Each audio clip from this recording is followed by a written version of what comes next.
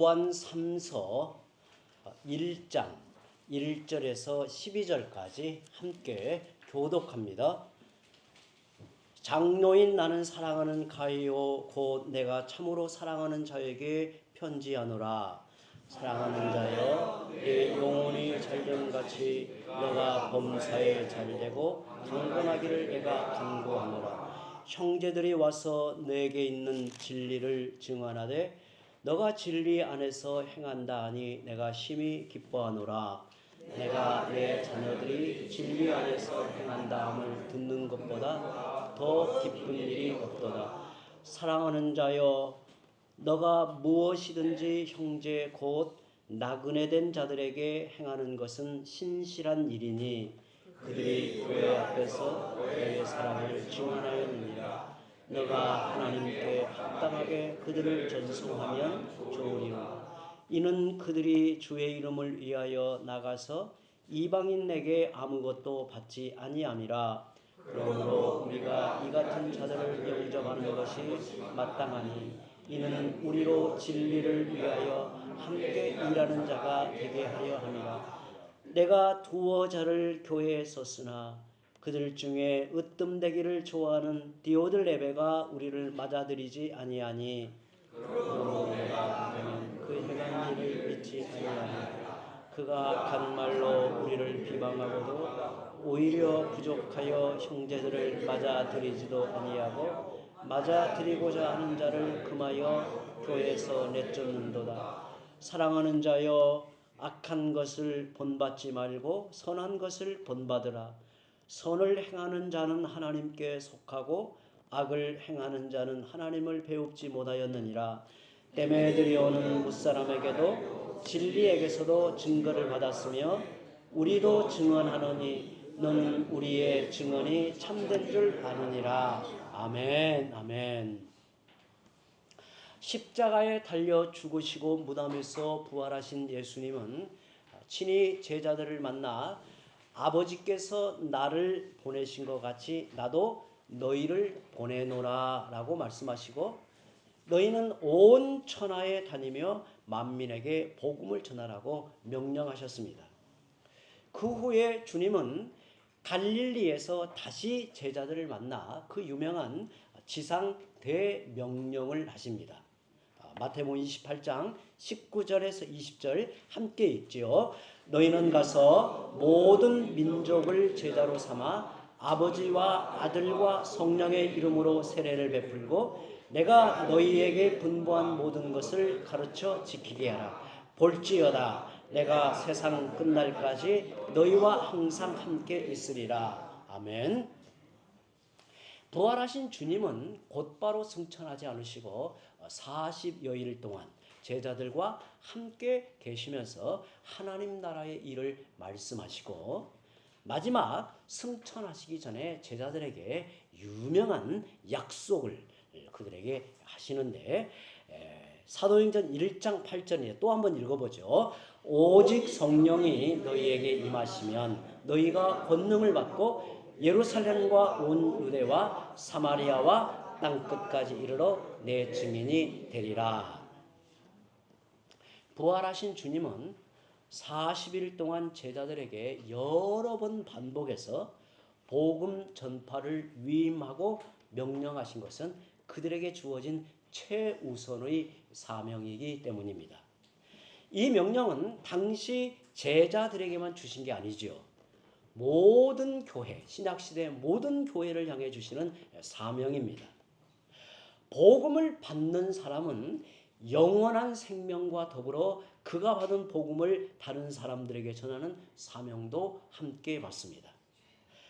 신자가 되는 것과 복음의 증인이 되는 것은 분리될 수가 없습니다.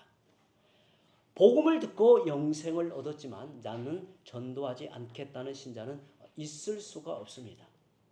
주님의 전도 명령에 순종한 전도자들 덕분에 오늘 우리도 복음을 듣고 예수님을 믿어 영생을 얻은 자로 주 앞에 나왔습니다. 구원받은 성도에게 전도는 해도 되고 안 해도 되는 선택사항이 아닙니다. 우리는 항상 복음을 전해야 합니다. 그런데도 주님이 명령하신 사명에 순종하지 않는 교회와 성도들이 있었습니다. 그들은 여러 가지 이유와 핑계를 대고 전도 무용론을 말합니다. 요즘 교회의 여러 분위기 또 성도들 이렇게 분위기를 보면 전도 무용론을 주장해요. 어떤 교회는 전도는 예수님이 제자들에게 위임하신 명령이지 우리와는 상관이 없다라고 생각을 해요. 어떤 사람은 요즘 같은 다원주의 사회에서 십자가와 부활의 복음만이 구원을 받는 유일한 길이라고 선포하는 것은 그건 부적절하다. 사람들에게 무례합니다. 라고 말하는 사람도 있어요. 그 외에 완악한 시대 분위기 그리고 전도의 은사가 없다는 여러 가지 핑계와 이유를 대는 분들이 많습니다. 그런데 주님이 명령하신 전도를 외면하고 회피하는 것은 사실 생각해보면 이 시대만 그런 게 아니에요. 이런 사람들은 그간에 항상 있었어요. 사도 요한이 활동하던 초대 교회 안에도 있었습니다. 그래서 복음으로 세워진 교회는 전도해야 한다는 사실을 당부하기 위해서 주님은 사도 요한을 통해 요한 3서를 기록하게 하셨습니다. 초대교회 기록에 의하면 이 서신을 보낼 당시 요한은 어디에 있었냐면 에베소 지역에 있는데 거기에서 복음을 전하고 있었어요. 그는 이때가 나이가 90살쯤 되는 고령의 노인이었어요. 다른 사도들은 다 순교를 당하고 요한만 남아서 복음을 전하고 있습니다. 요한은 로마 당국에 극심한 박해를 당했지만 굴하지 않고 복음을 전하죠. 그리고 그는 반모섬으로 유배를 가요.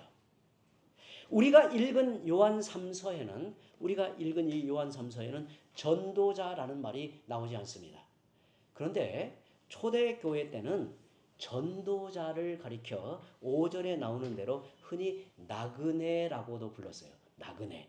이 초대교회가 순회 전도자를 나그네라고 부른 것은 그들이 여기저기 다니면서 복음을 전했기 때문입니다. 당시에는 오늘날과 달리 그들을 보낸 교회의 후원을 항상 받을 수가 없었어요. 그래서 순회 전도자는 복음을 전한 지역에서 모이고 있는 교회를 찾아가 필요한 도움을 청했습니다. 만약 복음을 전하던 곳에 교회가 서 있지 않으면 주님 말씀을 따라 그들을 기꺼이 영접하는 사람을 찾아가 그 집에 머물며 평안을 빌었어요. 이것이 초대 교회가 복음을 전하는 방식입니다. 사도 요한이 보냈던 순회 전도자들이 돌아와서 어떤 교회는 신실하게 후원하여 도왔지만 어떤 교회는 우리를 배척했다고 이렇게 보고를 합니다. 그래서 요한은 교회가 주님이 위임하신 복음 전파를 신실하게 수행하도록 이 편지를 보내게 돼요. 모든 성경이 그렇듯이 요한 3서도 그 당시 1차적인 독자가 있을 뿐 아니라 오늘 우리 교회에게도 이 말씀이 주어지고 있다는 사실이에요. 그래서 오늘 요한 3서를 대하는 우리도 주님이 우리에게 이 말씀을 주고 계시다라는 생각으로 이 말씀을 듣는 게 중요합니다. 이 짧은 서신은 복음 전파에 대해 세 가지 중요한 사실을 우리에게 말씀하고 있습니다. 요한 3서에 강조하는 첫 번째 말씀은 교회는 복음을 전해야 한다는 거예요. 복음을 전해야 한다. 8절에서 사도는 그러므로 우리가 이 같은 자들을 영접하는 것이 마땅하니라고 말합니다. 이 같은 자들은 복음을 전하기 위해서 여기저기 다니면서 전도하는 순회 전도자를 의미해요. 마땅하다라는 말은 반드시 해야 할 사명이다. 우리에게 주어진 사명이다라는 겁니다. 전도자를 보내고 후원하는 것이 교회의 사명이라고 말합니다. 왜 전도자를 돕고 후원하는 것이 교회의 사명일까요? 사도 요한은 그 이유를 두 가지로 말합니다. 요한은 그 이유를 7절에 이렇게 말하죠. 이는 그들이 주의 이름을 위하여 나가서 이방인에게 아무것도 받지 아니함이라. 전도자를 돕고 후원하는 것이 교회의 사명인 이유는 그들을 복음을 전하는 일에 전념하도록 보냄을 받았기 때문입니다. 전도자는 대가를 바라고 복음을 전할 수 없어요. 그들이 대가를 요구한다면, 복음을 그렇게 전한다면 사람들은 그들을 장사꾼으로 인식하여 복음의 문이 닫힐 것입니다. 전도자는, 당시에 이 초대교회 전도자들은 무엇이든 가진 것을 복음을 위해 내어주고 복음을 전했어요. 그런데 교회가 전도자를 외면하고 관심을 갖지 않는다면 어떻게 복음을 전할 수 있겠는가? 교회는 전도자를 부지런히 보내고 그들을 또한 힘써 도와야 돼요. 그것이 바로 전도의 동역이다라고 말합니다. 사도는 교회가 전도해야 할 두 번째 이유를 8절 후반부에 이렇게 말해요. 이는 우리로 진리를 위하여 함께 일하는 자가 되게 하려 함이라. 주님은 사도나 선교사님들뿐만 아니라 모든 성도에게 복음 전도의 사명을 주셨습니다. 모든 성도에게. 사도 요한은 우리가 복음의 진리를 위하여 함께 일하는 자, 복음의 진리를 위하여 함께 일하는 자, 즉 동역자로 부름을 받았다고 말합니다. 전도는 사역자들만의 사명이 아니라 우리 모두의 사명입니다. 우리 모두의 사명. 그러면 우리가 어느 정도 어떤 자세로 전도에 헌신해야 하는가? 본문 6절에 이렇게 말합니다. 너가 하나님께 합당하게 그들을 전송하면 좋으리로다. 이는 너희가 하나님께 합당하게 전도하라는 거예요. 하나님께 합당하게 전도하라. 하나님께 합당하게 전도하라는 이 말씀이 엄청난 헌신을 요구하는 명령으로 들려요. 그러면 하나님께 합당한 전도는 과연 어느 정도를 말하는가? 이 말씀은 무리해서라도 다른 일은 하지 말고 오직 전도만 하라는 말은 아니에요. 이 말씀은 각자 형편에 따라, 각자의 형편에 따라 마음을 다하여 하나님이 받으실 전도를 하라는 의미입니다. 이번 이웃 초청 전도주일에 우리가 이웃을 청하여 함께 복음을 듣고자 할 때 하나님께 합당하게 전도하라는 거예요. 우리가 처한 자리에서 내 곁에 누군가에게 손을 내밀어 그들을 청하여 함께 복음을 듣는 자리에 나오고 그들에게 복음을 들려주는 것, 우리의 마음을 쏟아 그에게 사랑을 베풀어 그로 함께 복음을 듣고자 하는 것, 그것이 바로 하나님께 합당하게 전도하는 자세예요. 이것이 바로 요한 3서가 전도에 대해 가르치는 두 번째 교훈입니다. 성도 여러분, 우리를 구원하시기 위해 독생자 예수 그리스도를 아끼지 않고 내어주신 하나님이 그 예수님을 전하라고 하시는데 하나님께 합당하게 순종해야 하지 않겠습니까? 하나님의 아들 독생자 예수님을 나의 죄값을 대신하는 자로 십자가에 내어주셨으니 그 예수님을 너희는 세상에 증거하라, 그를 전하라고 하시는데 어찌 하나님께 합당하게 순종하지 않을 수 있겠는가? 우리가 구원받은 성도로서 가져야 할 최소한의 자세는 복음의 빚진 자로 전도자의 소명의식을 잊지 않고 사는 것입니다. 성도는 전도할 때 복음의 은혜와 감격이 살아납니다. 한 영혼을 주께로 인도하는 과정에서 하나님의 은혜와 사랑을 깊이 깨닫습니다. 우리가 성도로 바로 서는 일에서 최선의 훈련은 전도이죠. 전도할 때 신자됨의 가치가 드러나고 과연 구원받은 신자다워지는 거예요. 우리의 신앙은 복음의 야성으로 빛이 나요. 전도할 때 너희가 하나님께 합당하게 전도하라는 말씀은 하나님 보시기에 살아있는 성도로서 살아가는 수준을 우리에게 말하는 거예요. 우리 교회가 이 시대에 살아있는 교회로 서는 길은 복음의 신앙을 지킬 뿐 아니라 복음을 우리의 삶과 고백으로 드러내어 전하는 것입니다. 하나님은 하나님께 합당하게 전도하는 교회와 성도들을 기뻐하시고 복을 베풀어 주신다는 겁니다. 요한 3서의 세 번째로 가르치는 전도에 대한 교훈입니다.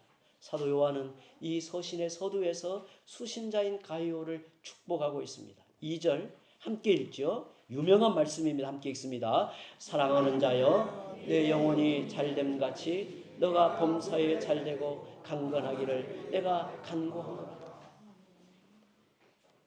어찌 보면 사도 요한은 전도자로 충실하게 살아가는 가이오 형제를 향해 사랑하는 자여 너의 영혼이 잘됨으로, 하나님 앞에 너의 영혼이 잘됨으로 모든 일이 잘되고 더욱 강건하기를 축복하고 있습니다. 사도 요한이 가이오를 향해 축원하는 이 축복은 편지의 서두에서 흔히 언급하는 인사치레가 아닙니다. 사도 요한은 주님의 말씀에 따라 가이오를 축복하고 있습니다. 예수님은 12 제자를 훈련하시면서 언젠가 그들을 수훈의 전도자로 보내신 적이 있습니다. 그런데 그들을 보낼 때 너희는 아무것도 가지지 말고 맨몸으로 전도자로 보냄을 받은 거예요. 그러면서 이렇게 말씀하십니다. 마태복음 10장 40절 42절 우리 마음에 새기며 함께 읽겠습니다. 마태복음 10장 40절 42절입니다. 너희를 영접하는 자는 나를 영접하는 것이요 나를 영접하는 자는 나를 보내신 이를 영접하는 것이니라. 누구든지 제자의 이름으로 이 작은 자 중 하나에게 냉수 한 그릇이라도 주는 자는 내가 진실로 너희에게 이르노니 그 사람이 결단코 상을 잃지 아니하리라 하시니라. 주님은 전도자를 영접하는 자는 그를 보내신 주님을, 그리고 주님을 보내신 하나님을 영접하는 일과 같고 그는 이에 합당한 상을 받게 될 것이라고 하셨습니다. 사도는 주님이 약속하신 이 말씀에 따라 가이오를 축복하고 있습니다. 주님이 약속하신 대로 하나님은 전도하는 교회와 성도들을 기뻐하시고 풍성한 복을 내려주십니다. 하나님께 합당하게 전도하는 성도들은 그의 합당한 복을 누리게 하신다는 겁니다. 전도하는 교회가 복을 받아 부흥한다는 말은 빈말이 아닙니다. 하나님은 전도하는 교회와 성도들에게 복을 주셔서 받은 복으로 더 왕성하게 복음을 전하게 하십니다. 반면에 전도하지 않은 교회나 성도는 그렇지 않다는 거예요. 요한은 9절 10절에서 디오들레베라는 한 사람을 언급하고 있습니다. 그를 가리켜 으뜸되기를 좋아하는 자라고 불리는 이 디오들레베는 근거 없는 말로 사도와 그가 보낸 순회 전도자를 비방하고 그를 환대하는 성도들까지 내쫓는 악을 행했어요. 가이오가 있는 반면 디오들레베 같은 사람이 있다는 거예요. 함께 복음을 전하고 주의 역사를 감당하고자 할 때 그것을 방해하고 그것을 외면하는 자가 교회 안에 있었다는 거예요. 디오들레베는 주님이 세우신 교회의 지도자였으면서도 전도가 자신을 높이는 데 아무런 이익이 되지 않는다고 스스로 생각하고 이 악행을 행했다는 거예요. 그래서 전도하는 성도들을 내쫓는 악을 행했다는 겁니다. 본문 11절에 이런 사람을 가리켜 하나님을 배웁지 못한 자다 그랬어요. 그는 교회의 지도자가 되었지만 하나님을 알지 못하고 거듭나지 못한 자였습니다. 이런 사람은 주님의 교회를 오로지 자신의 관심사를 추구하는 집단으로 만듭니다. 두려운 사실은 전도하지 않은 교회는 더 이상 성령이 강하게 역사하지 않습니다. 결국 영적으로 메말라 쇠약해져 사라지고 마는 거예요. 저는 우리 성도들에게 이렇게 말씀드립니다. 전도는 교회의 존립에 해당하는 사명이에요. 한국 교회가 침체되고 쇠락하는 이유 중에 하나는 복음 전도에 열중하지 않기 때문입니다. 그것이 어떤 이유가 되었든 복음을 붙들고 씨름하고 복음을 전하기 위해서 발버둥을 치고 복음을 전하기 위해서 한 걸음을 내딛는 일에 소홀히 하면 어느 시대나 교회는 쇠락의 길로 나아갔어요. 성부 하나님은 죄인들을 구원하시기 위해 성자 예수님을 보내셨습니다. 예수님은 성부 하나님의 보내심에 순종하여 이 땅에 오셔서 우리를 대신하여 십자가에 달려 죽으시고 죄와 죽음의 권세를 이기시고 부활하셨습니다. 누구든지 복음을 깨닫고 회개하여 예수님을 믿는 자는 새 사람이 되고 영생의 복을 누리며 삽니다. 이제 주님은 교회가 삼위 하나님의 구속의 역사를 이어가도록 이 놀랍고 영광스러운 구원 사역을 맡기셨다는 거예요. 요한복음 20장 21절에 아버지께서 나를 보내신 것 같이 나도 너희를 보내노라고 하는 이 말씀은 오늘 우리에게 주께서 들려주시는 말씀입니다. 성도 여러분, 전도는 주님이 우리에게 맡기신 짐이 아니라 하나님의 구원 역사를 이루도록 부르시고 위임하신 특권입니다. 전도는 복음을 듣고 구원받은 성도와 복음의 능력으로 세워진 교회가 최우선적으로 감당해야 할 사명입니다. 하나님께 합당하게 전도하여 구원 역사의 도구로 쓰임 받을 뿐 아니라 전도하는 교회에 약속하신 복을 넘치도록 받아 누리는 성도들이 되시기를 바랍니다. 이제 함께 기도합니다.